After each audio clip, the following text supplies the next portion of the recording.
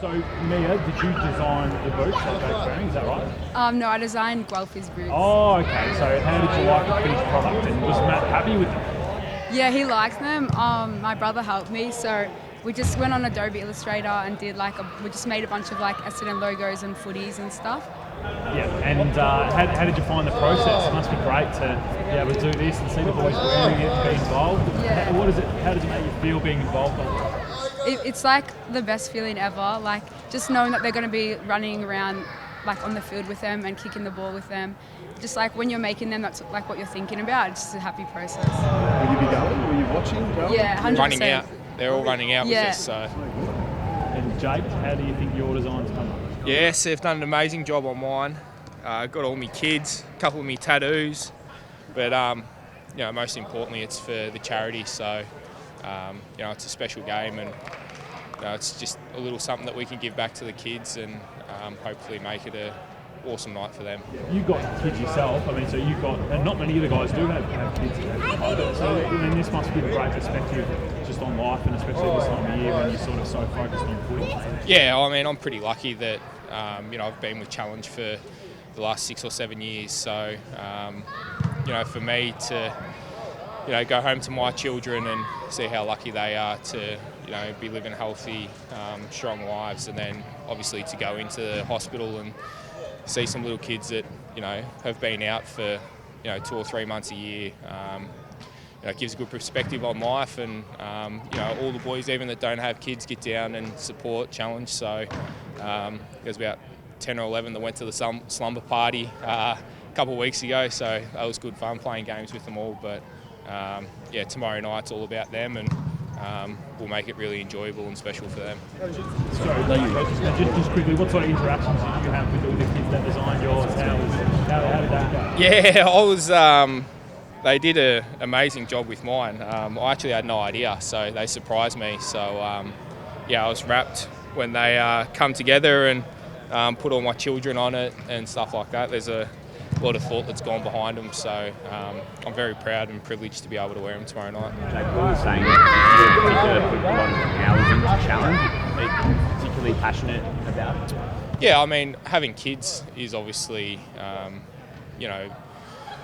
an amazing experience, but to be able to put a smile on a child's face that's, going through tough times, like me here, to be able to go in and play cards or just, create a little smile, a little happy place for an hour or half an hour or whatever it is. For me, that's what it's about, and the work that Challenge do in and around the wards and all the nurses and stuff as well. It's a truly remarkable, charity, and one that I'm very proud to be behind.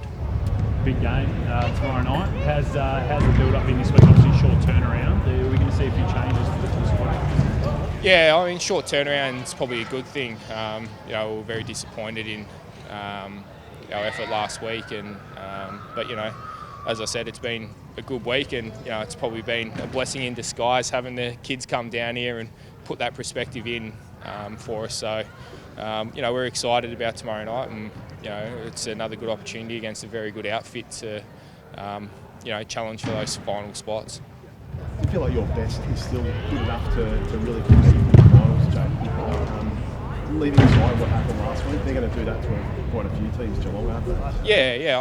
I think our sort of, we pushed Collingwood, we pushed Port twice.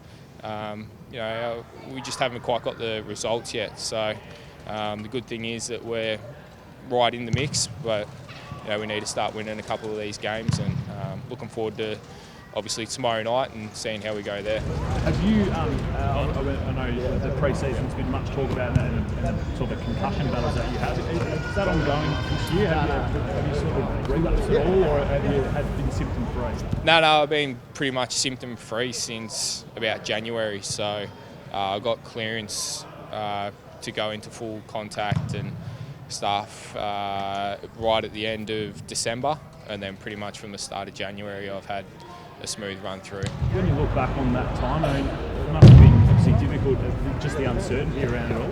Yeah, it was probably more so difficult because we were in our sort of off period. Because it happened in the last week, and you obviously have a big thing, and when you're trying to run and you actually can't do it like headaches and cloudy and all things like that. It's just sort of scares you a little bit, but I was very lucky. The doctors were great here, and we got the right support and went through all the right testing. And by the end of December, I was pretty much all good. Big game tomorrow night. Loser probably drops out of the top 8. First Friday night game for you guys for the season. Does it feel like there's a lot on the line?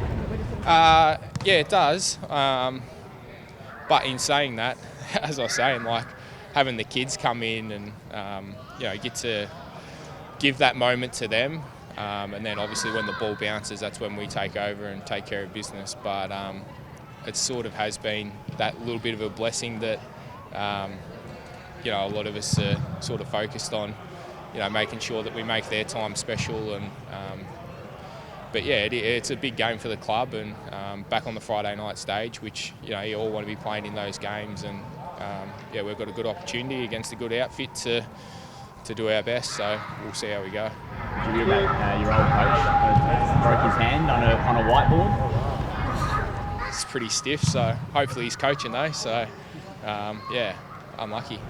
Do you feel, when you come up against the Bulldogs, do you feel much of the emotion of coming up against the old team these days, or has it been too long now? Nah, it's been too long now. A lot of my close mates have sort of moved on from my time there. But obviously, we've got that premiership there, so there's always going to be that connection. But I'm indulged into the Essendon culture, and I'm really enjoying my time here. And yeah, it does get a bit weird, but it's been too long now that it sort of feels like a lifetime ago.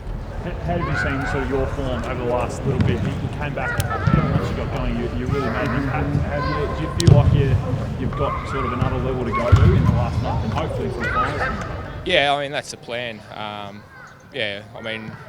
Always during the season you're going to have your ups and downs, and playing in the forward line you're probably more so going to have your ups and downs. I think the next month will be really telling on our season, and it's been a successful one so far, but we've still got 6 or 7 games hopefully left, hopefully more, but we're just really excited about the opportunity tomorrow night. What was Brand's message after last week, Jake? Disappointed that you obviously don't throw out what's been a really good season so far on one game. Yeah, that's pretty much, we took our learnings from obviously playing a powerhouse down there in Geelong at their fortress, and we got some really good lessons out of that, and ones that we hopefully can implement tomorrow night. It was a slow start last week against the Cats. What are you going to do in the first quarter to Yeah, they whitewashed us in the first quarter, so hopefully we can do a bit better job at keeping the ball in our forward line or winning it out of the middle. We're just determined on the first 5 minutes, and we'll sort of go from there.